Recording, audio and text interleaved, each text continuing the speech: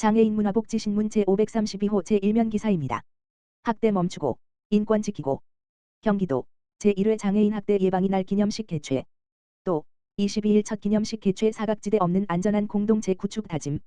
공모전 시상식 및 영화 복지식당 상영. 학대 멈추고 인권 지키고. 경기도는 웃고 결의.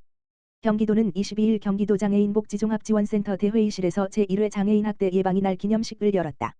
이번 기념식은 장애인 학대 예방의 날 6월 22일 지정 이후 경기도에서 처음 열린 행사야. 행사에는 장애인 권익공호기관 등 유관기관 관계자와 도민들이 참석해 장애인 인권 침해에 대한 사회적 경각심을 높이고 학대 없는 경기도를 만들기 위한 실천 의지를 다졌다. 이날 행사는 원하는 밴드의 축하 연주로 시작했다. 이어 장애인 학대 예방 메시지를 담은 숏폼 공모전과 초등학생 대상 글그림 공모전 수상자 시상식이 진행됐다. 참석자들은 선포식에서 학대 멈추고 인권 지키고 경기도는 웃고라는 구호를 함께 외치며 장애인 학대 예방에 동참하겠다는 뜻을 모았다. 2부 행사에서는 장애인의 현실적인 인권 문제를 다룬 영화 복지식당을 상영했다. 참석자들은 영화를 함께 관람하며 장애인 인식 개선과 학대 예방의 필요성을 공유했다.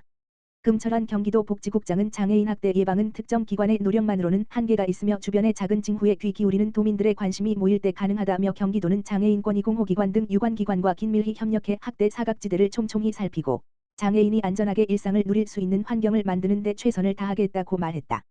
경기도 재택의료센터 이용자 2달간 7,000건 돌파. 통합돌봄 기반으로 생애 말기 임종돌봄까지 확대 추진. 경기도가 재택의료센터를 통해 2달여간 7,000건이 넘는 도민에게 방문 진료를 제공한 것으로 나타났다. 경기도는 지역 내 민간 의원급 의료기관의 참여를 통해 31개 전 시군의 재택의료센터를 확충하며 거동이 불편한 도민이 집에서도 필요한 의료 서비스를 받을 수 있는 재택의료 기반을 강화하고 있다고 23일 밝혔다. 도는 돌봄통합지원법, 의료요양 등 지역 돌봄의 통합지원에 관한 법률 시행에 앞서 전 시군의 재택의료센터 설치를 완료했으며 3월 27일 법 시행 이후 5월 31일까지 77개 재택의료센터에서 7,053건의 방문 진료를 제공했다. 단순 계산하면 하루 평균 100명이 넘는 도민이 방문 진료를 받은 셈이다. 도는 재택의료센터 기반 확충에도 속도를 내고 있다. 6월 16일 보건복지부 재택의료센터 공모 결과 수원, 고양, 성남, 평택, 광명, 오산, 동두천 7개 시의 신규센터 8개소가 추가 지정됐다.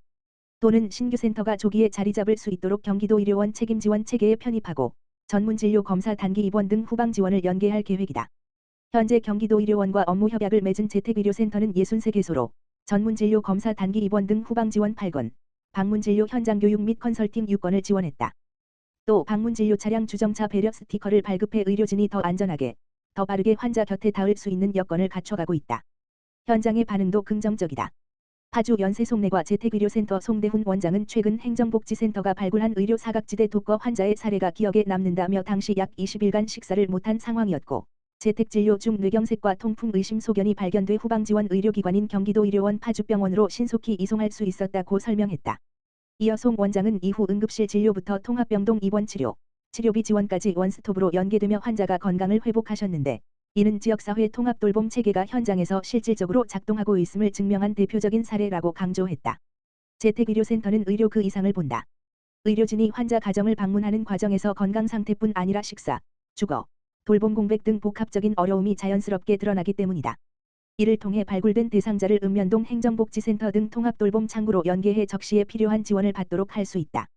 경기도는 재택의료의 역할을 생애 말기 돌봄과 임종돌봄까지 넓혀 나갈 계획이다.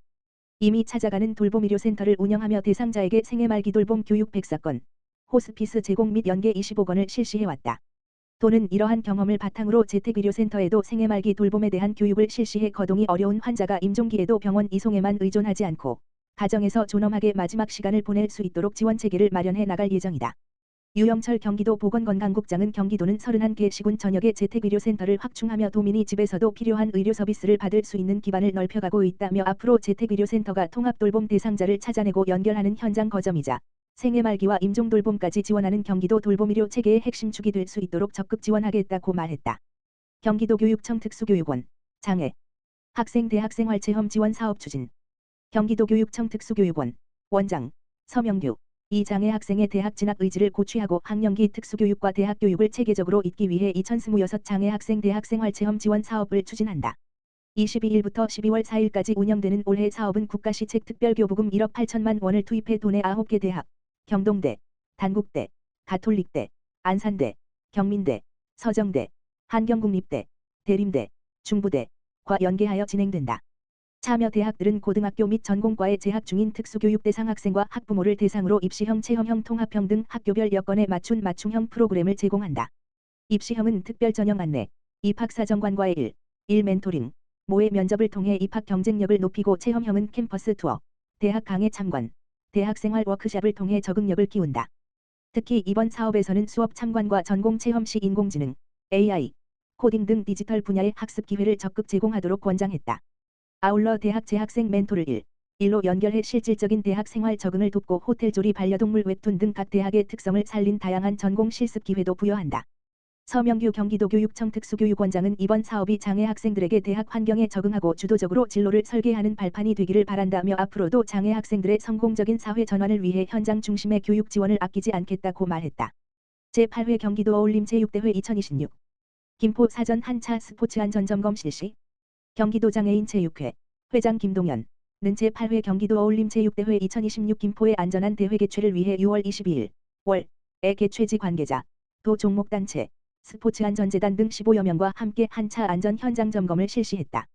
6월 22일 실시한 한차 안전점검은 경기도 장애인 제6회 도 종목단체, 스포츠안전재단, 개최지 관계자 등이 참석하여 대회 운영 종목인 보치아, 볼링, 수영, 풋살, 탁구 총 5종목 실내외 경기장 대상으로 진행했다.